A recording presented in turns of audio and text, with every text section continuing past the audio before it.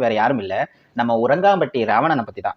எப்படி அவன் எவன் பொண்ணு தருவான்? இனிமே 63 பட்டில பொண்ணு தர மாட்டாங்க, வாய்ப்பே இல்ல. சமீபத்துல அந்த பையன் ஒரு இன்டர்வியூ கொடுத்திருந்தா சார். நான் ரொம்ப ஷாக்கான என்னன்னா, ராவணாராமுக்கும் ஆசாவும் கல்யாணமா போட்டு எல்லா 18 பட்டிலையும் இவருக்கு பொண்ணே கிடைக்காதான். அதுக்கெல்லாம் யூடியூபர் நாங்க தான் காரணமா. மாப்பிள்ளை கேட்டு வந்தாங்க, நான் சொன்ன வேணாம், பையனுக்கு இன்னும் வயசு வரல.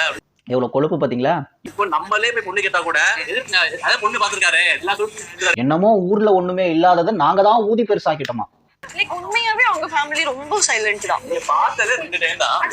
நாங்களா பாட்டு பாடணும், நாங்களா டூயட் ஆடணும், நாங்களா கண்ணாலே பேசிக்கிட்டோம். சொல்லுங்க நண்பா. வட்டி வட்டியா பாயாசம் குடிச்சிட்டு பச்சை தண்ணி குடிச்சேன்னு சொன்னா நான் நம்பிடுவேனா? இன்னைக்கு வீடியோல துரையுடைய காதல் லீலைகளை பத்தி தான் பேச போறோம். கண்டிப்பா இந்த சேனலை சப்ஸ்கிரைப் பண்ணாம பாத்துட்டு இருக்கீங்கன்னா தயவு செஞ்சு சப்ஸ்கிரைப் பண்ணிட்டு வீடியோவை கண்டினியூ பண்ணுங்க.